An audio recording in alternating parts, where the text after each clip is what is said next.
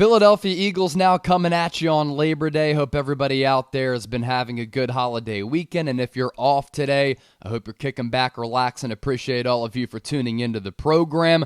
I'm off today as well. About to get a lot of stuff done. Also do some prep for NFL opening weekend, which is coming up officially on Thursday with Bills-Rams. But then first Sunday of the NFL season. Cannot wait for it. But the purpose of today's show, a couple of Eagles news items that I did want to pass along that are somewhat important. And this is going to be a little bit of a shorter show, but I want you to stay tuned until the end of the video for a special announcement that I'm very excited about. So we begin with this. This is Philadelphia Eagles Now. I'm your host, Chase Sr. According to ESPN's Adam Schefter, Eagles and their former starting safety, Anthony Harris, have mutually agreed to terminate his practice squad contract, which then allows him to sign with a different team. And there are a couple of teams across the NFL who are in need of safety help, whether it be starters, fringe starters, or depth pieces. And this is what it allows Anthony Harris to do. He started 14 games for the Birds last year and thought he was pretty solid, at least above average, and there are probably other teams out there in which Anthony Harris has an opportunity to go on their 53-man roster and maybe see actual playing time and get some decent snaps to kick off the 2022 campaign, as compared to him just being stuck on this practice squad, maybe waiting for an injury to happen at that safety spot on the Eagles' 53-man roster, which would then lead to him getting elevated. So basically, Philadelphia giving Anthony Harris an opportunity to latch on with a different team out there. I imagine there's a team that is showing him some interest, and that's why he's going to no longer be a part of this Eagles practice squad. And I had said it last week, for him to be a practice squad player goes to show you the depth that Howie Roseman has been able to compile and put together on this Eagles roster. I understand that if you look at his Pro Football Focus grades from a year ago, league average is 70,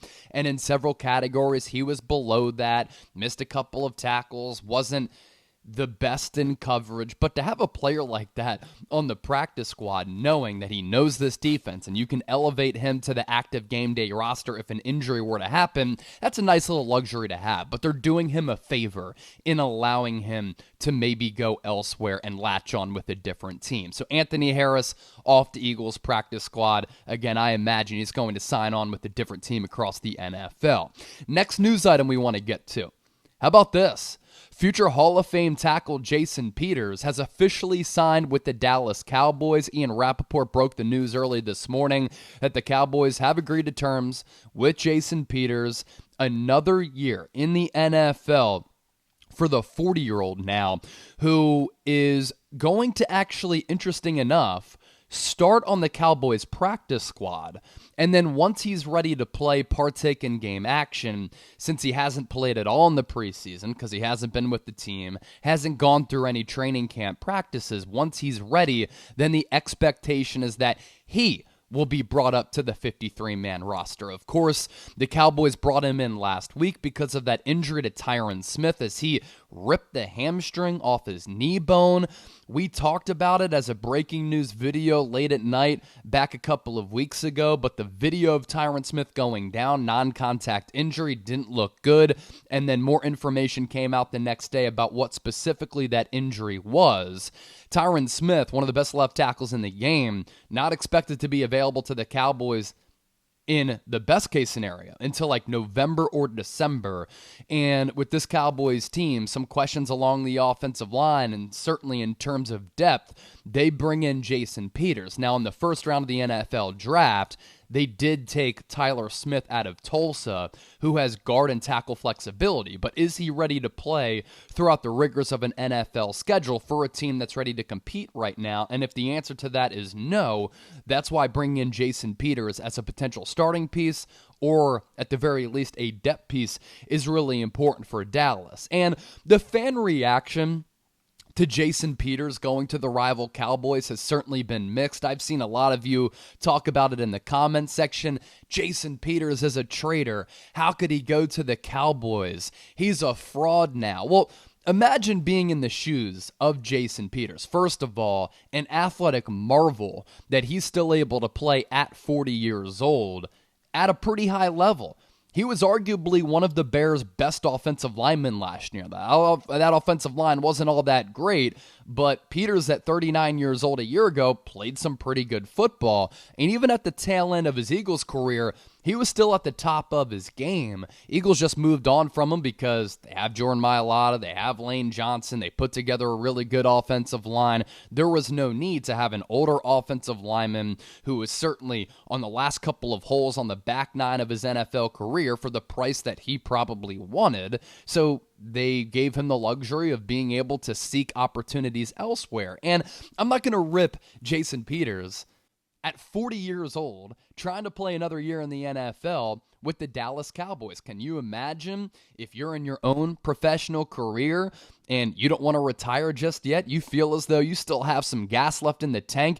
You don't want to just hang out the crib, buy a house in Florida, and then just call it a career. You want to continue to work because you love the process.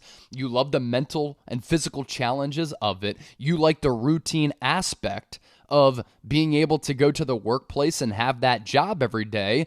You'd want to continue your career in your respective field. And that's what Jason Peters is trying to do and further solidify his case at being a Hall of Fame left tackle. And probably he's going to go to Canton, rock that gold jacket in the midnight green in a Philadelphia Eagles uniform, and have that bust say Jason Peters, Hall of Famer, Philadelphia Eagles, because yes, got off to a good start with the Buffalo Bills, but for a long while there, even though he dealt with some injuries, he was arguably the best left tackle in the game as a Philadelphia Eagle. What's interesting is that the Eagles take on the Dallas Cowboys October 16th for the first time this year on Sunday Night Football.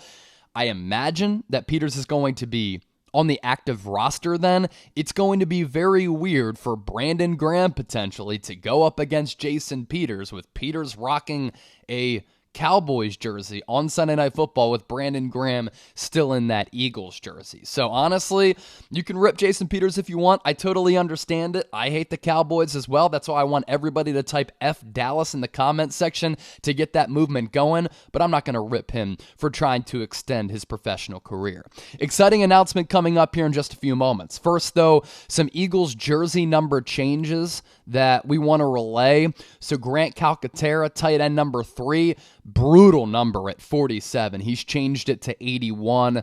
That should belong to Terrell Owens, but look, he left this franchise after a short cup of coffee. For Calcaterra, going from 47 to 81, monster jersey number upgrade.